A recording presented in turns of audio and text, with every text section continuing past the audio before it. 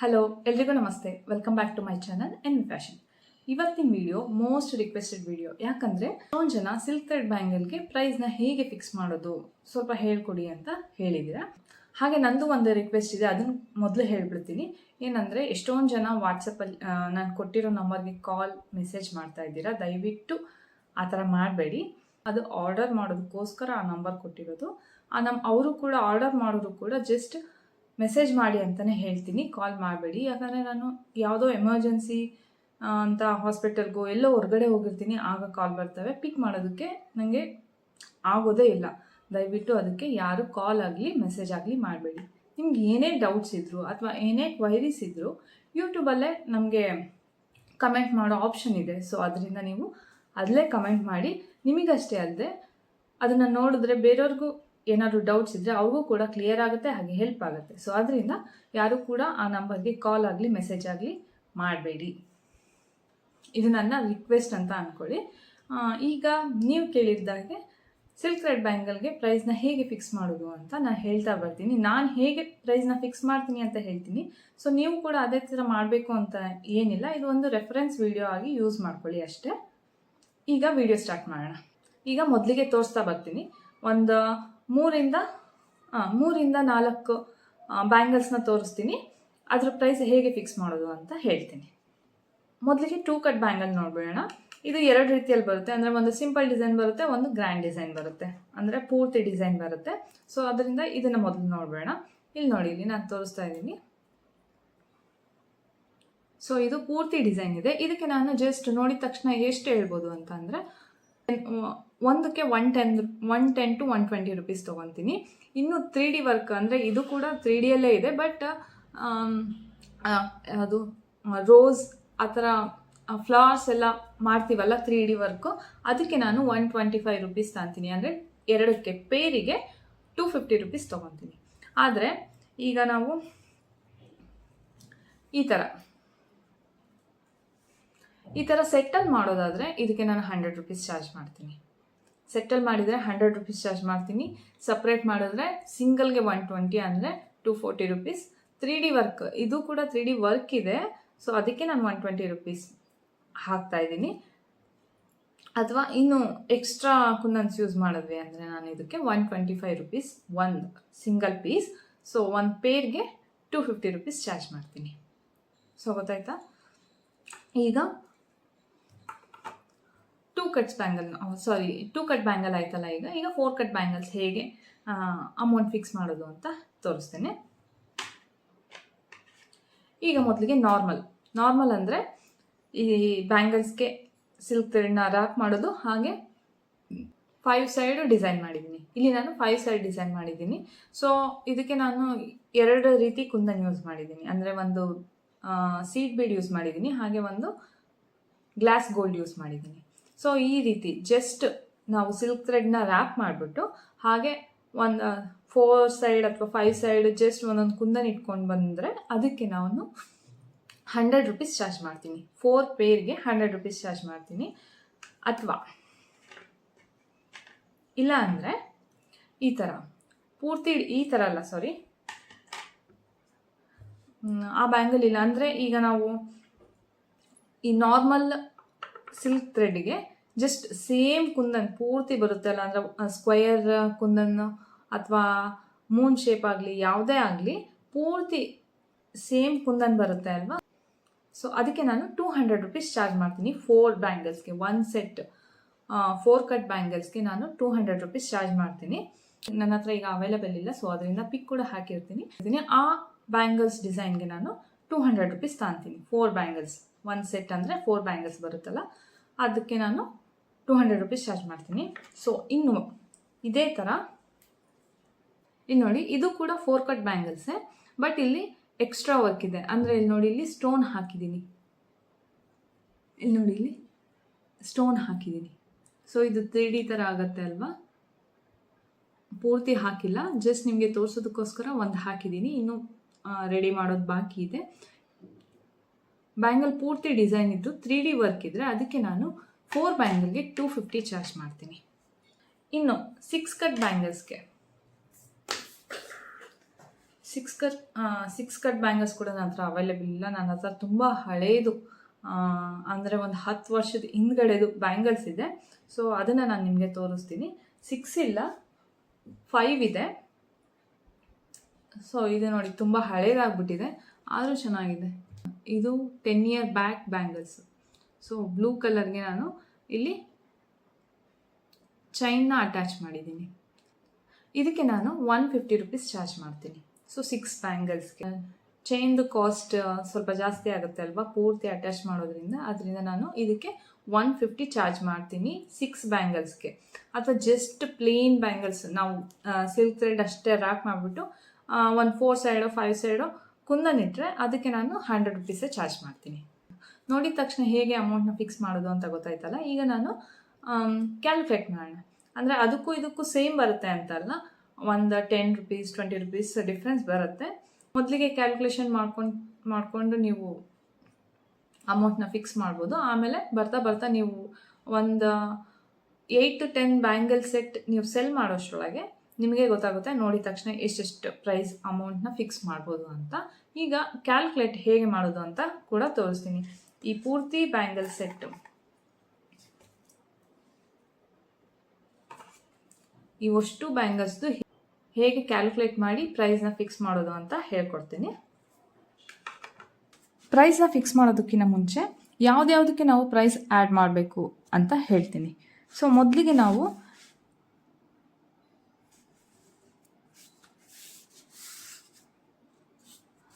ನಾವು raw material,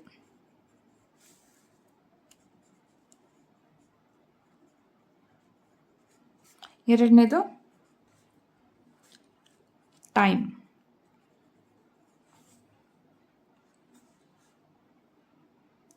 ಮೂರನೇದು packing, ನಾಲ್ಕನೇದು ಮಾರ್ಜಿನ್, ಐದನೇದು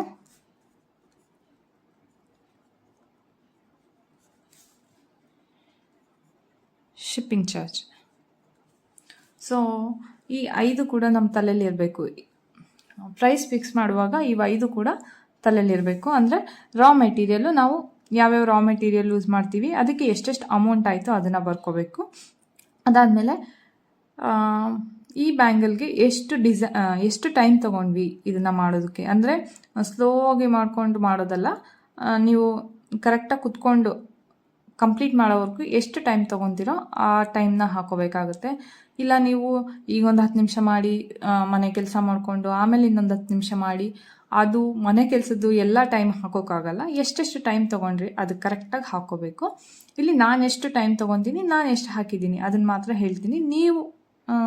ನೀವೆಷ್ಟು ಟೈಮ್ ತೊಗೊತೀರ, ನಿಮಗೆ ಎಷ್ಟು ಹಾಕಬೇಕು ಆ ಥರ ಹಾಕಿ.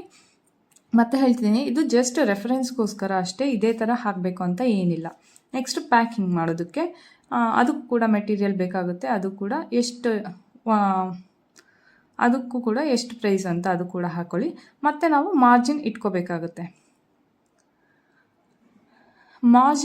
ಮಾರ್ಜಿನ್ ಹಾಕೋದು ಬೇಕೋ ಬೇಡವೋ ಅಂತಂದರೆ ಇದು ನಿಮಗೆ ಬಿಟ್ಟಿದ್ದು. ನನಗೆ ಮಾರ್ಜಿನ್ ಹಾಕೋಬೇಕು. ಯಾಕೆ ಅಂದರೆ ಎಷ್ಟೊಂದು ಜನ ಕಸ್ಟಮರ್ಸು ಬರ್ತಾರೆ, ನಾವು ಹೇಳಿದ ರೇಟು ಅವರು ಒಪ್ಪಕ್ಕೆ ರೆಡಿನೇ ಇರಲ್ಲ. ಸೊ ನನಗೆ ಇಷ್ಟು ಇದು ತುಂಬ ಜಾಸ್ತಿ ಆಯಿತು, ಸೊ 10 ರೂಪೀಸ್ 20 ರೂಪೀಸ್ ಕಡಿಮೆ ಮಾಡಿ ಅಂತ ಹೇಳ್ತಾರೆ. ಸೊ ಅದರಿಂದ ನಾವು ಮಾರ್ಜಿನ್ ಹಾಕೋದು ಒಳ್ಳೆಯದು. ಅದಾದಮೇಲೆ ಅಕಸ್ಮಾತ್ ನಮಗೆ ಯಾರು ಏನೂ ಕೇಳಲಿಲ್ಲ ಅಂತ ಅಂದಾಗ ನಾವೇ 10 ರೂಪಾಯಿ ಬಿಟ್ಬಿಟ್ಟು ಇಷ್ಟು ತೊಗೊಳ್ಳಿ ಅಂತ ಹೇಳಿದ್ರೆ ಅದು ಕೂಡ ಕಸ್ಟಮರ್ಸ್ಗೆ ಒಂಥರ ಓಕೆ, ಸ್ವಲ್ಪ ಅಮೌಂಟ್ ಬಿಟ್ರಲ್ಲ ಅಂತ ಅವ್ರಿಗೂ ಖುಷಿ ಆಗುತ್ತೆ. ಸೊ ಅವರು ಕೂಡ ಮತ್ತೆ ಇಲ್ಲೇ ಕಡಿಮೆ ಸಿಗುತ್ತೆ ಅಂತ ಅವರಿಗೆ ಫೀಲ್ ಆದರೆ ಅವ್ರು ಮತ್ತೆ ನಿಮ್ಮ ಹತ್ರನೇ ಬಂದು ಡಿಸೈನ್ ಮಾಡಿಸ್ಕೊತಾರೆ. ಸೊ ಅದರಿಂದ ಮಾರ್ಜಿನ್ ಇಟ್ಕೊಳ್ಳಿ. ಬ್ಯಾಂಗಲ್ ಪ್ರೈಸ್ ಹೇಳುವಾಗ ಶಿಪ್ಪಿಂಗ್ ಚಾರ್ಜ್ ಹಾಕಲ್ಲ, ಅವ್ರಿಗೆ ಮುಂಚೆ ಹೇಳಬೇಕು ಬ್ಯಾಂಗಲ್ ಪ್ರೈಸ್ ಇಷ್ಟು, ಶಿಪ್ಪಿಂಗ್ ಚಾರ್ಜ್ ಇಷ್ಟ ಆಗುತ್ತೆ ಅಂತ. ರಾ ಮೆಟೀರಿಯಲ್ದು ಫಸ್ಟ್ ಸ್ಟಾರ್ಟ್ ಮಾಡಿಬಿಡೋಣ. ಇದಕ್ಕೆ ಮೊದಲಿಗೆ ನಾವು ರಾ ಮೆಟೀರಿಯಲ್ ಏನು ಯೂಸ್ ಮಾಡಿದ್ದೀವಿ ಅದನ್ನು ಬರ್ಕೊಳ್ಳಿ. ಇಲ್ಲಿ ಬ್ಯಾಂಗಲ್ ಯೂಸ್ ಮಾಡಿದ್ದೀವಿ, ಸಿಲ್ಕ್ ಥ್ರೆಡ್,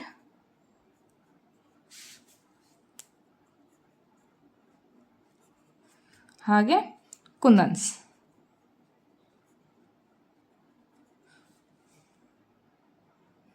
ಆಮೇಲೆ ಗಮ್ ಯೂಸ್ ಮಾಡಿರ್ತೀವಿ. ಸೊ ಇಷ್ಟು ಯೂಸ್ ಮಾಡಿದ್ದೀವಿ. ಕುಂದನಲ್ಲಿ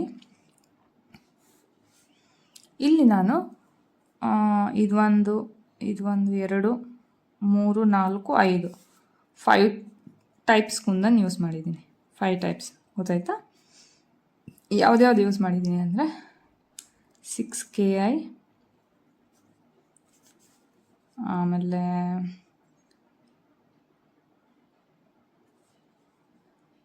ಸೆರಾಮಿಕ್ ರೌಂಡ್,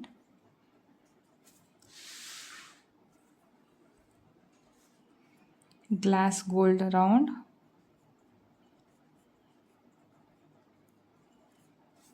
8KI, ಹಾಗೆ 2mm round colour kundan use ಮಾಡಿದ್ದೀನಿ. ಸೊ ಇದಕ್ಕೆಲ್ಲ ಎಷ್ಟಾಯಿತು ಅಂತ ಕ್ಯಾಲ್ಕುಲೇಟ್ ಮಾಡಿ ಈ ಬ್ಯಾಂಗಲ್ಗೆ ಎಷ್ಟಾಯಿತು ಅಂತ ಹೇಳೋಣ. ಓಕೆನಾ? ಬ್ಯಾಂಗಲ್ ಮೊದಲು ಬ್ಯಾಂಗಲಲ್ಲಿ ಎಷ್ಟು ಸೆಟ್ ಇರುತ್ತೆ? 12 ಒಂದು ಬಾಕ್ಸಲ್ಲಿ 12 ಸೆಟ್ ಇರುತ್ತೆ. ಓಕೆನಾ? ಒಂದು ಬಾಕ್ಸಲ್ಲಿ 12 ಸೆಟ್ ಇರುತ್ತೆ. ಸೊ ಒಂದು ಬಾಕ್ಸ್ಗೆ 120 ರುಪೀಸ್. ಸೊ ಒಂದು ಸೆಟ್ ಬ್ಯಾಂಗಲ್ಗೆ ಎಷ್ಟಾಗುತ್ತೆ? 10 ರುಪೀಸ್ ಆಗುತ್ತೆ. ಓಕೆನಾ? ಇಲ್ಲಿ ನಾನು 10 ರುಪೀಸ್ ಹಾಕ್ತಾಯಿದ್ದೀನಿ. ನೆಕ್ಸ್ಟ್ ಸಿಲ್ಕ್ ಥ್ರೆಡ್ಡಿಗೆ ಇದಕ್ಕೆ ನಾನು ಇದಕ್ಕೆ ನಾನು 10 ರುಪೀಸ್ ಚಾರ್ಜ್ ಮಾಡ್ತೀನಿ. ಓಕೆನಾ? ನೆಕ್ಸ್ಟ್ ಗಮ್ಗೆ ಫಸ್ಟ್ ಮಾಡೋಣ. ಗಮ್ಗೆ ಎಷ್ಟು? ಅದಕ್ಕೆ ಒಂದು ಪೂರ್ತಿ ಡಿಸೈನ್ ಇರೋದ್ರಿಂದ ನಾವು ಗಮ್ ಜಾಸ್ತಿ ಯೂಸ್ ಮಾಡಬೇಕಾಗುತ್ತೆ. ಈ ಥರ ಸಿಂಪಲ್ ಡಿಸೈನ್ ಇದ್ದರೆ ಇದಕ್ಕೆ ಜಾಸ್ತಿ ಗಮ್ ಯೂಸ್ ಮಾಡಲ್ಲ, ಅದಕ್ಕೊಂದು 5 ರುಪೀಸ್ ಹಾಕ್ಕೊಳ್ಳಿ. ಪೂರ್ತಿ ಇದ್ದರೆ ಅದಕ್ಕೆ ಒಂದು 10 ರುಪೀಸ್ ಹಾಕ್ತೀನಿ. ಓಕೆನಾ? 10 ರುಪೀಸ್. ಇದಾದಮೇಲೆ ಕುಂದನ್ಸಲ್ಲಿ ನಾನು ಯಾವ್ಯಾವುದು ಯೂಸ್ ಮಾಡಿದ್ದೀನಿ ಇಲ್ಲಿ ಆಲ್ರೆಡಿ ಬರೆದಿದ್ದೀನಿ ನೋಡಿ. 6KI, ಈ 6KI 10 ಗ್ರಾಮ್ ಯೂಸ್ ಮಾಡ್ತೀವಿ. ಸೊ ಅದರಿಂದ ನಾನು ಇಲ್ಲಿ 15 ರುಪೀಸ್ ಹಾಕಿದ್ದೀನಿ.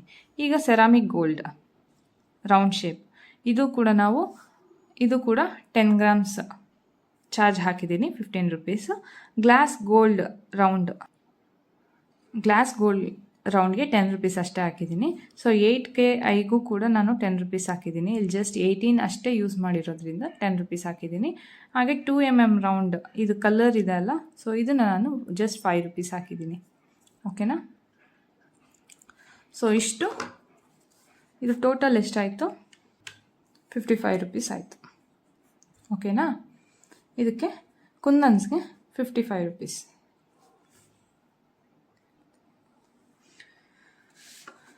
ರಾ ಮೆಟೀರಿಯಲ್ಲು ಟೋಟಲ್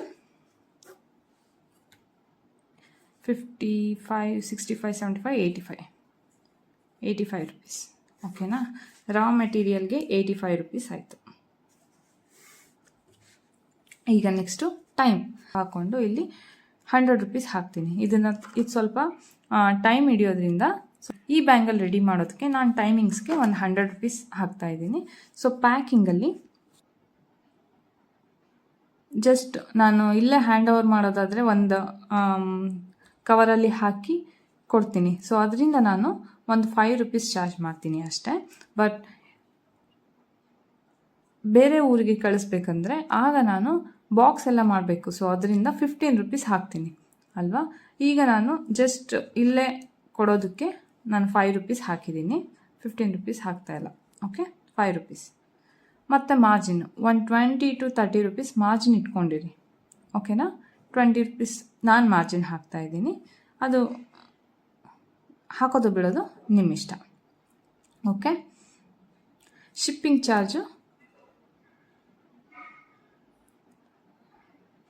ಚಾರ್ಜ್ ಕೂಡ ನಾವು ಆರ್ಡರ್ ಎಲ್ಲಿಂದ ಬಂದಿದೆ ಅದ್ರ ಮೇಲೆ ಡಿಪೆಂಡ್ ಆಗುತ್ತೆ. ಸೊ ಈಗ ಟೋಟಲ್ ಎಷ್ಟಾಯಿತು ಅಂತ ನೋಡೋಣ. ಶಿಪ್ಪಿಂಗ್ ಚಾರ್ಜ್ ಬಿಟ್ಬಿಟ್ಟು ಈ ಬ್ಯಾಂಗಲ್ಸ್ಗೆ ಎಷ್ಟಾಯಿತು ಅಂತ ನೋಡೋಣ. 185, 190, 210. 210 ರುಪೀಸ್ ಆಗುತ್ತೆ. ನಾ ಎಷ್ಟು ಹೇಳಿದೆ, 220 ರುಪೀಸ್ ಹೇಳಿದೆ ಅಲ್ವಾ ಆಗಲೇ ಈ ಡಿಸೈನ್ಗೆ. ಸೊ ಈಗ 210 ರುಪೀಸ್ ಬಂದಿದೆ.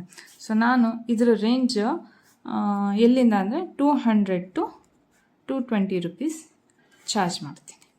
ಓಕೆನಾ, 200 to 220 ರುಪೀಸ್. ಗೊತ್ತಾಯ್ತಲ್ಲ ಹೇಗೆ ಫಿಕ್ಸ್ ಮಾಡೋದು ಅಂತ. ಈಗ ನೆಕ್ಸ್ಟು ಇನ್ನೊಂದು ಬ್ಯಾಂಗಲ್ ತೋರಿಸ್ಬಿಡ್ತೀನಿ. ಇದು ನೋಡಿ, ಇದು 4 ಕಟ್ ಬ್ಯಾಂಗಲ್ಸ್ ಅಲ್ವಾ. ಇಲ್ಲಿ ಜಸ್ಟ್ ನಾವು ಥ್ರೆಡ್ನ ಯೂಸ್ ಮಾಡಿಬಿಟ್ಟು 2 ಕಲರ್ ಬೀಡ್ಸ್, ಒಂದು ಗ್ಲಾಸ್ ಗೋಲ್ಡ್ ಸ್ಟೋನ್ ಯೂಸ್ ಮಾಡಿದ್ದೀವಿ, ಇನ್ನೊಂದು ಸೀಡ್ ಬೀಡ್ ಯೂಸ್ ಮಾಡಿದ್ದೀವಿ. ಸೊ ಇಲ್ಲಿ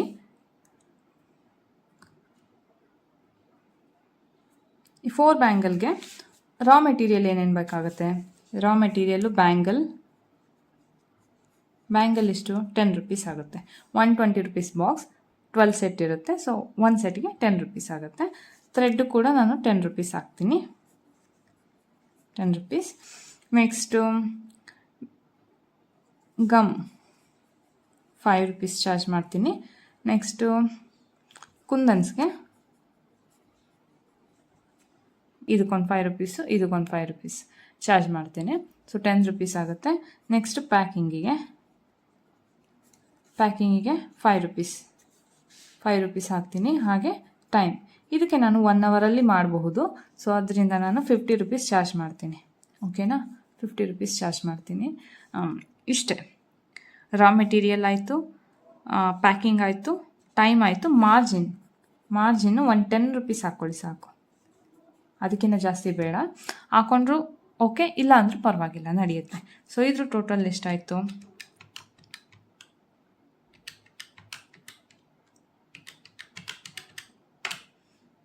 ಕರೆಕ್ಟ್ 100 ರುಪೀಸ್ ಆಯಿತು. ಹಾಗೆ ಹೇಳಿದ್ದು ನಾನು 100 ರುಪೀಸು, ಇಲ್ಲಿ ಮಾಡಿದ್ದು ಕೂಡ 100 ರುಪೀಸು. ಸೊ ಅಲ್ವಾ, ಸೊ ಗೊತ್ತಾಯ್ತಲ್ವಾ. ನಾವು ಮಾಡ್ತಾ ನಮಗೆ ಹಾಗೆ ನೋಡಿದರೂ ಕೂಡ ಗೊತ್ತಾಗುತ್ತೆ ಚಾರ್ಜಸ್ ಎಷ್ಟು ನಾವು ಹಾಕ್ಬೋದು ಅಂತ. ಈಗ ನಾನು ಇಲ್ಲಿ ಈ ಬ್ಯಾಂಗಲ್ಗೆ 120 ಎಷ್ಟು ಹೇಳಿದೆ, 220 ರುಪೀಸ್ ಚಾರ್ಜ್ ಮಾಡ್ತೀನಿ ಅಂತ ಹೇಳಿದೆ. ಬಟ್ ಈ ಸೆಟ್ಟಿಗೆ ಈ ಥರ ಸೆಟ್ ತೊಗೊಂಡ್ರೆ ನಾನು ಜಸ್ಟ್ 100 ರುಪೀಸ್ ಮಾತ್ರ ಇದಕ್ಕೆ ಚಾರ್ಜ್ ಮಾಡ್ತೀನಿ. ಸೊ ಎಷ್ಟಾಯಿತು, 200 + 100 300 ರುಪೀಸ್ ಆಯಿತು. ಈ ಸೆಟ್ಗೆ ನಾನು 300 ರುಪೀಸ್ ನಾನು 300 ರುಪೀಸ್ ಚಾರ್ಜ್ ಮಾಡ್ತೀನಿ ವಿತೌಟ್ ಶಿಪ್ಪಿಂಗ್ ಚಾರ್ಜ್ ಎಕ್ಸ್ಟ್ರಾ ಬೀಳುತ್ತೆ. ಸೊ ಗೊತ್ತಾಯ್ತಲ್ಲ ಹೇಗೆ ನಾವು ಕ್ಯಾಲ್ಕುಲೇಟ್ ಮಾಡಿಕೊಂಡು ಮಾಡ್ಬೋದು ಅಂತ. ಇದಕ್ಕೂ ಕೂಡ ನಾನು 100 ರುಪೀಸ್ ಚಾರ್ಜ್ ಮಾಡ್ತೀನಿ ಅಂತ ಹೇಳಿದ್ನಲ್ಲ. ಇದು ಕೂಡ ಬ್ಯಾಂಗಲ್ಸು 10 ರುಪೀಸ್ ಆಗುತ್ತೆ. ಹಾಗೆ ಗಮ್ ಕೂಡ 10 ರುಪೀಸ್ ಆಗುತ್ತೆ, ಯಾಕಂದರೆ ತುಂಬ ಯೂಸ್ ಮಾಡಬೇಕಾಗುತ್ತೆ. ಸೊ ಅದರಿಂದ 10 ರುಪೀಸ್ ಗಮ್ಗೆ ಚಾರ್ಜ್ ಮಾಡ್ತೀನಿ. ಹಾಗೆ ಸಿಲ್ಕ್ ಥ್ರೆಡ್ಗೆ ಒಂದು 5 ರುಪೀಸ್ ಚಾರ್ಜ್ ಮಾಡ್ತೀನಿ.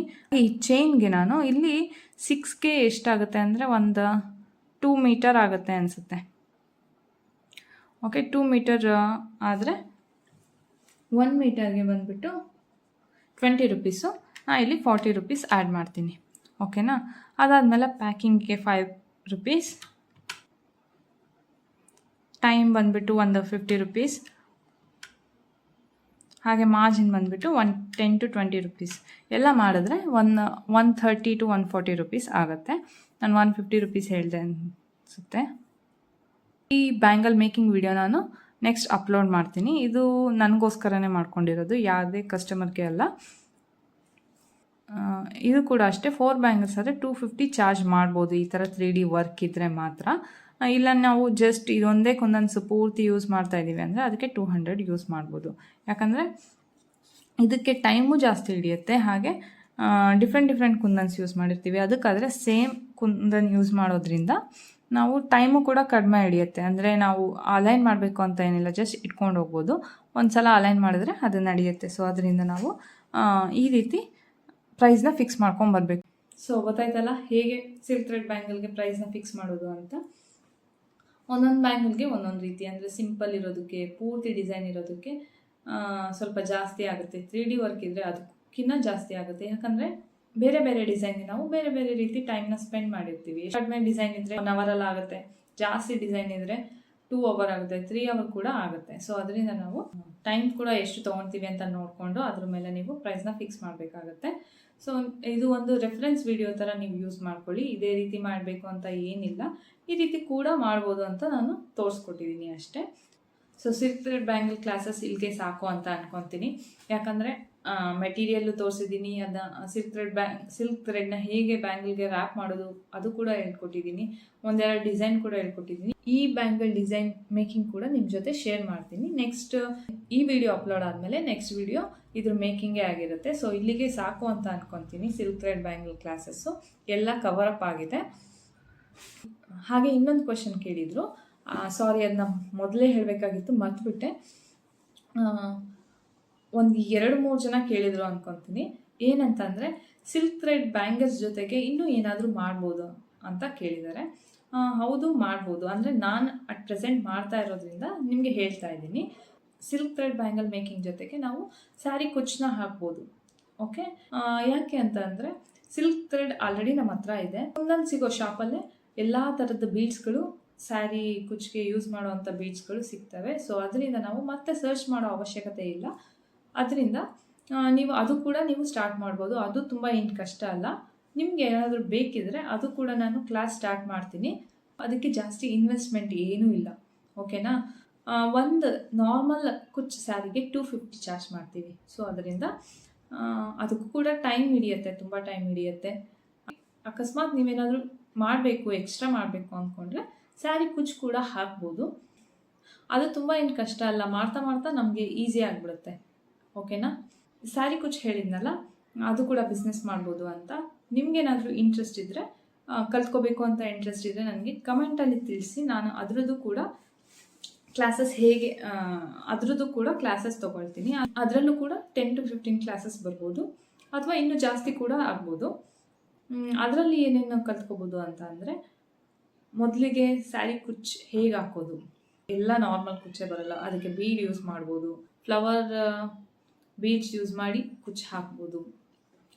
ಅದರಲ್ಲೂ ಡಿಫ್ರೆಂಟ್ ಟೈಪ್ಸ್ ಬರುತ್ತೆ, ಕುಚ್ಚು ಹೇಗೆ ಹಾಕೋದು ಅಂತ. ಆ ಥರ ಒಂದು 4-5 ಕ್ಲಾಸಸ್ ಬರುತ್ತೆ. ಹಾಗೆ ಸ್ಯಾರಿ ಕ್ರೋಶೆ ಮಾಡ್ತಾರಲ್ಲ, ಕ್ರೋಶೆ ಹೇಗೆ ಹಾಕೋದು, ಸಿಲ್ಕ್ ಥ್ರೆಡ್ ಯೂಸ್ ಮಾಡಿ ಕ್ರೋಶೆ ಹಾಕೋದಕ್ಕಿಂತ ಮುಂಚೆ ಬೇರೆದ್ರಲ್ಲಿ ಕ್ರೋಶೆ ಹಾಕೋದನ್ನ ಕಲಿತು ಆಮೇಲೆ ಸಿಲ್ಕ್ ಥ್ರೆಡ್ಡಲ್ಲಿ ಕ್ರೋಶೆ ಹಾಕಿದ್ರೆ ಈಸಿ ಆಗುತ್ತೆ. ಹಾಗೆ ಅದರಲ್ಲೂ ಕೂಡ ಡಿಫ್ರೆಂಟ್ ಬರುತ್ತೆ.